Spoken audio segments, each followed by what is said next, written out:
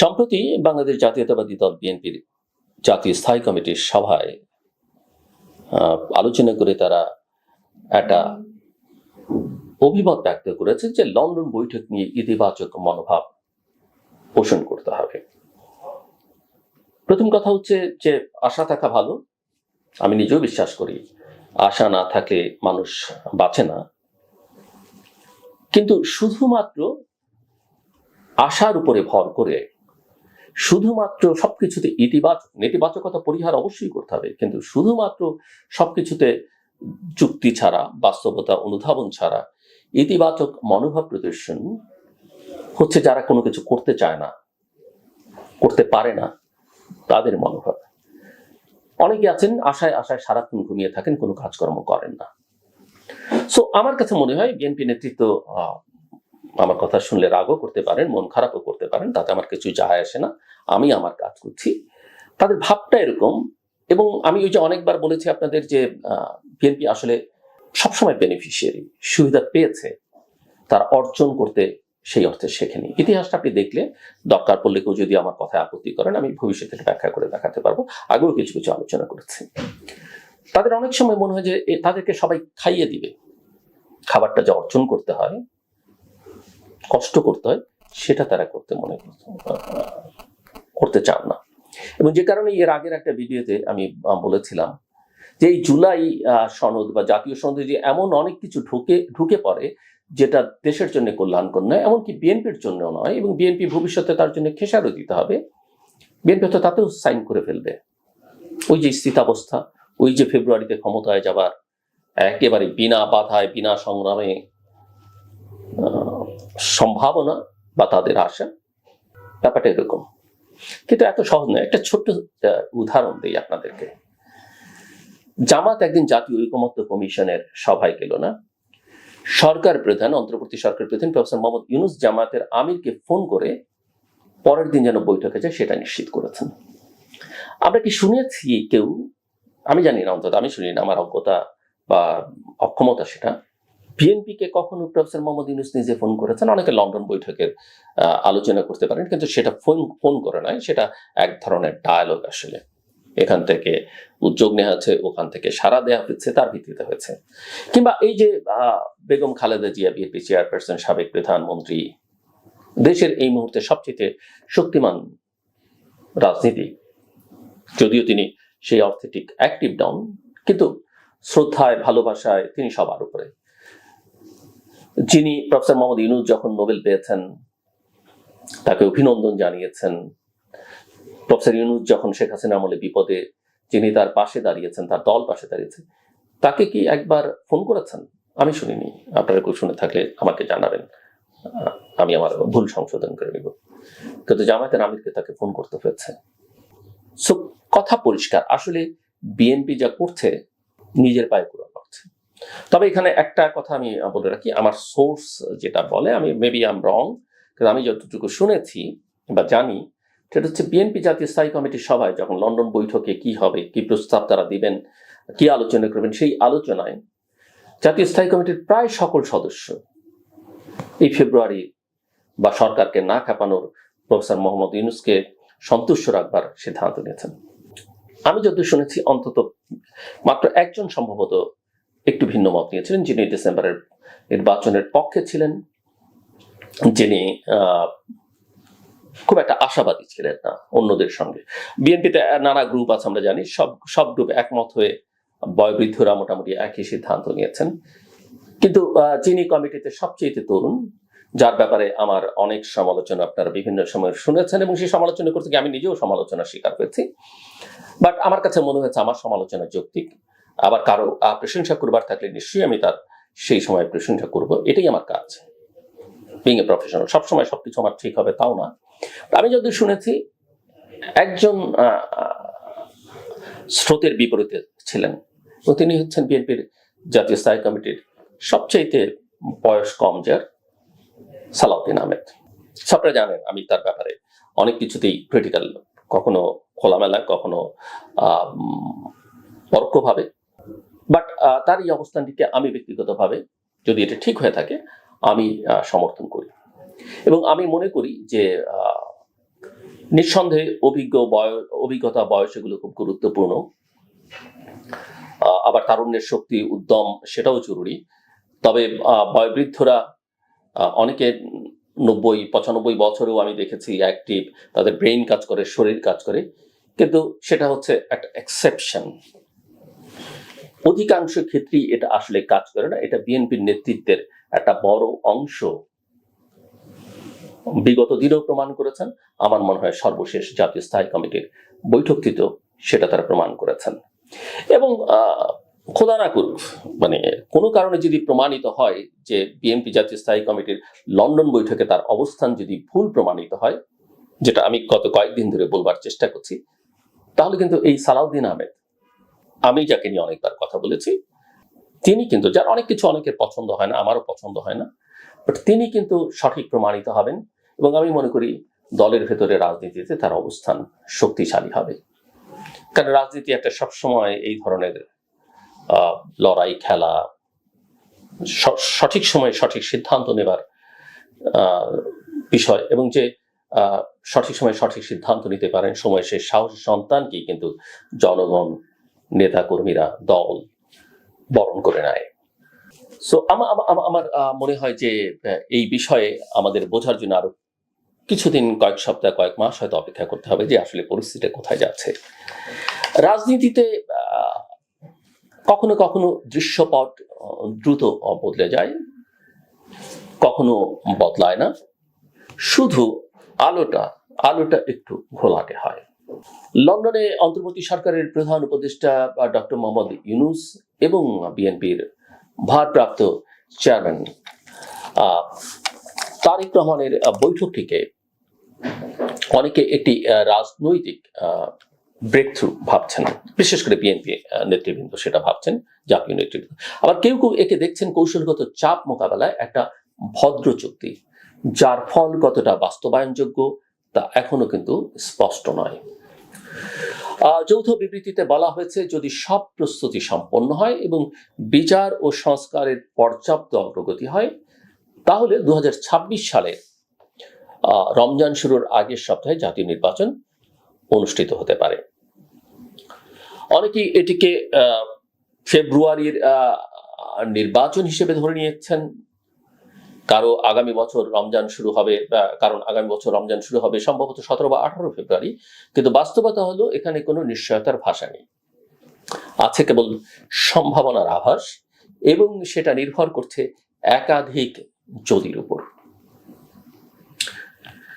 যে শর্তগুলো তুলে ধরা হয়েছে, সংস্কার ও বিচারের যথেষ্ট অগ্রগতি, তা আদৌ সময় মতো সম্ভব কিনা সেটাই এখন সবচেয়ে বড় প্রশ্ন। বাংলাদেশের রাজনৈতিক বাস্তবতায়, যেখানে একটি কমিশনের প্রতিবেদন বাস্তবায়নই লাগে কয়েক বছর, সেখানে কয়েকটি সংস্কার, এবং কোন কমিশনের প্রস্তাব কোনোদিন পৃষ্ঠা উল্টেও অনেকে দেখেননি, সেখানে কয়েকটি সংস্কার কমিশনের শতাধিক সুপারিশ বাস্তবায়ন, জাতীয় ঐকমত্য গড়া এবং একই সঙ্গে শত শত মামলা, তদন্ত ও অভিযোগপত্র গঠনের কাজ শেষ করা কয়েক মাসে সম্ভব, এটা ভাবা কিন্তু কঠিন। তার উপর আছে রাজনৈতিক পক্ষগুলোর বা দলগুলোর ভিন্ন ভিন্ন অবস্থান। বিএনপি দ্রুত নির্বাচন চায় ঠিকই, কিন্তু তারা মৌলিক সংস্কার ছাড়া নির্বাচনে যেতে চায় না, এরকম একটা অঙ্গীকার তারা ভাষা দেবার চেষ্টা করছে। অন্যদিকে সংস্কার বলছে, আগে সংস্কার এবং বিচারে অগ্রগতি দেখাও, আমাদেরকে তোমাদের সম্মতি দেখাও, তারপর ফেব্রুয়ারির ভোট সম্ভব। করাটা তাদের দায়িত্ব, কিন্তু এখানে রাজনৈতিক দলগুলোর সহযোগিতা তাদের দরকার, এটা তারা বলবার চেষ্টা করছে। এতে একটা কৌশলগত পুশব্যাক তৈরি হয়েছে, যেখানে সরকার মূলত বলছে সংস্কার বিলম্ব হলে ভোটও বিলম্বিত হবে, আর তার দায় যাবে বিএনপির ঘাড়ে। এই পটভূমিতে যৌথ ঘোষণার ভাষা বিশ্লেষণ করলে দেখা যায়, এটি যতটা না প্রতিশ্রুতি, তার চেয়ে বেশি প্রেশার ট্যাকটিক্স।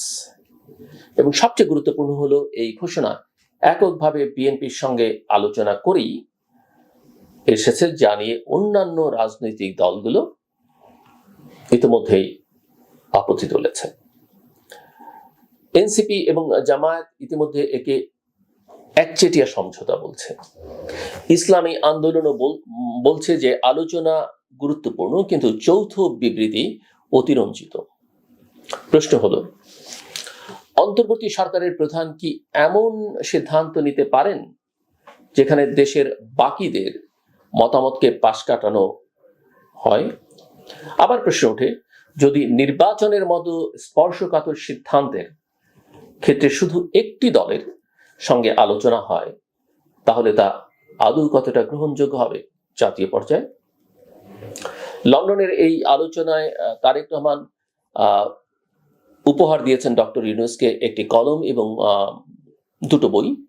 গ্রেটা থুনবার্গের পরিবেশ বিষয়ক বইয়ের মাধ্যমে যেন ভবিষ্যতের বার্তাও তিনি দিয়েছেন। কিন্তু ইতিমধ্যে যারা মাঠের রাজনীতিতে আছেন, যুবক, কর্মী, ভুক্তভোগী, সক্রিয় সংস্কারপন্থীরা, তারা কি এমন বার্তা বুঝতে পারছেন? কিংবা তাদের ধারণা কি হচ্ছে আবারও ভোট শুধু একটু বড় দলের চুক্তিমূলক প্রত্যাবর্তন মাত্র? জুলাই অভ্যুত্থানের পর যেভাবে সাধারণ মানুষ এক ধরনের পরিবর্তনের আশায় বুক বাঁধে, সেই আশায় এখন একটা অদৃশ্য ধুলো পড়েছে।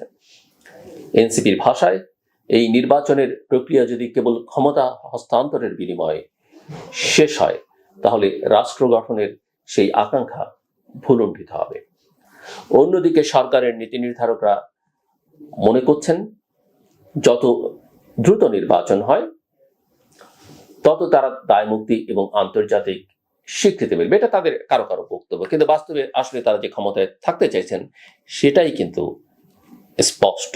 তাই তাদের চাওয়াটা স্বাভাবিকভাবেই একটু বেশি তাড়াহুড়োর দিকে যেতে পারে, অথবা কৌশলগত দিক থেকে তারা কিছু ষড়যন্ত্র বা চক্রান্তের মধ্যে লিপ্ত থাকতে পারে।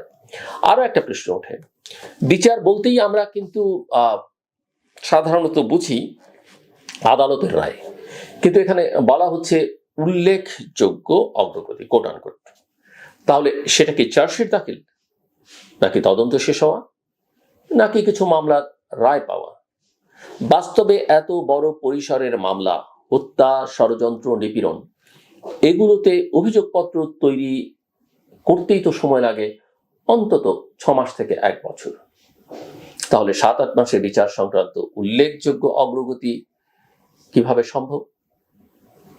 এই যুক্তিতে অনেকেই বলছেন সরকার এক ধরনের পলিটিক্যাল লিভারেজ নিচ্ছে, যেমনটা একসময় 1-11 সরকার করেছিল।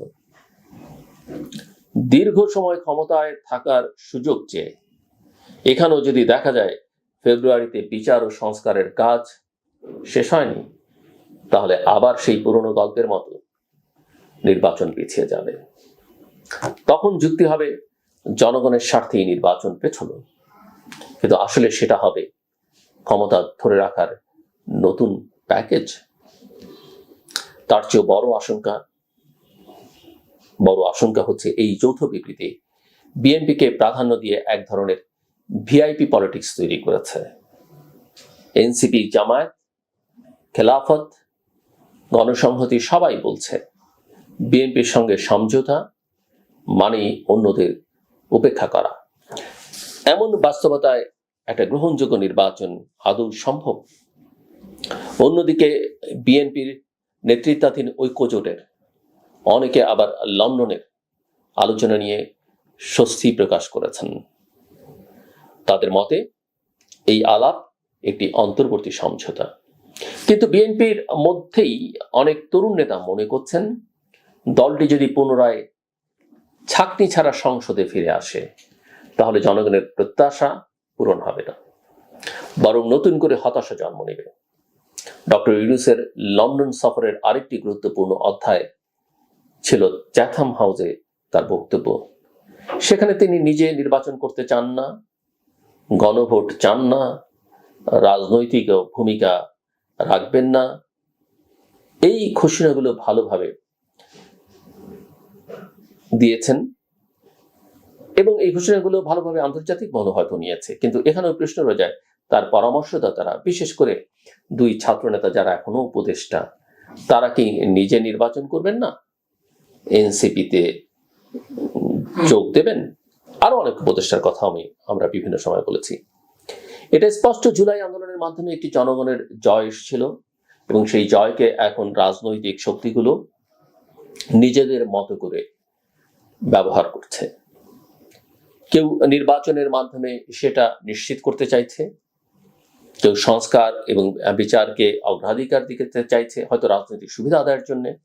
কিন্তু এই দ্বন্দ্বে যদি জনগণের আকাঙ্ক্ষা পেছনে পড়ে যায়, তাহলে পুরো ঘটনাটি দুর্ভাগ্যজনক হয়ে দাঁড়াবে।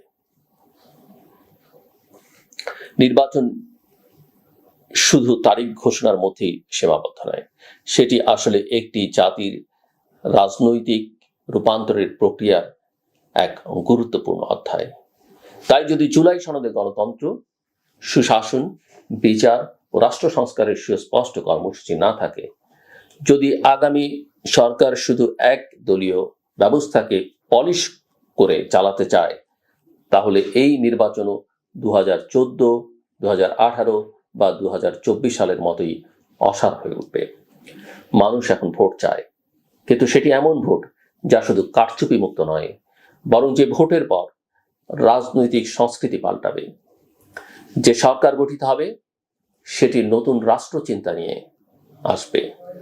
রাজনীতিকে পেশা নয়, সেবার রূপ দিতে হবে।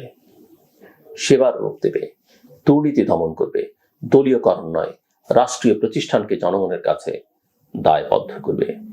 সুতরাং নির্বাচনের আগে যেসব শর্ত রাখা হয়েছে সেগুলোর নির্দিষ্ট সংজ্ঞা এবং টাইমলাইন না থাকলে ফেব্রুয়ারি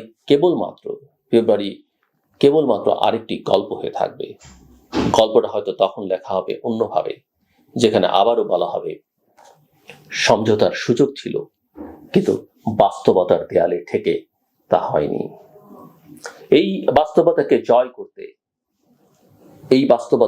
করতে হলে কেবল রাজনৈতিক নেতাদের মনোভাব নয়, দরকার রাজনৈতিক নৈতিকতা, দরকার বিশ্বাসযোগ্যতা, জনগণের অংশগ্রহণ এবং একটি নিরপেক্ষ রোডম্যাপ।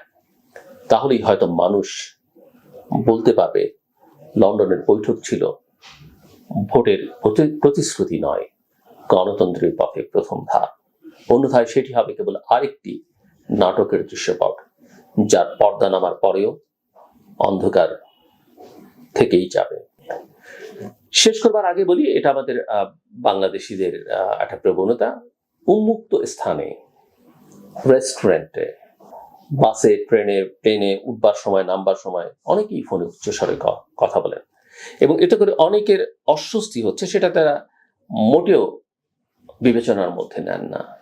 এটা খুবই খুবই খারাপ একটা বিষয়, খুবই খারাপ একটা কালচার। এটা আমাদের বদলাতে হবে। কথা যত নিম্নস্বরে বলবেন, যতটুকু লাউডলি বলা দরকার তার বেশি নয়, ফোনেও নয়। এটা কিন্তু মাথায় রাখতে হবে। অন্যকে বিব্রত করে এরকম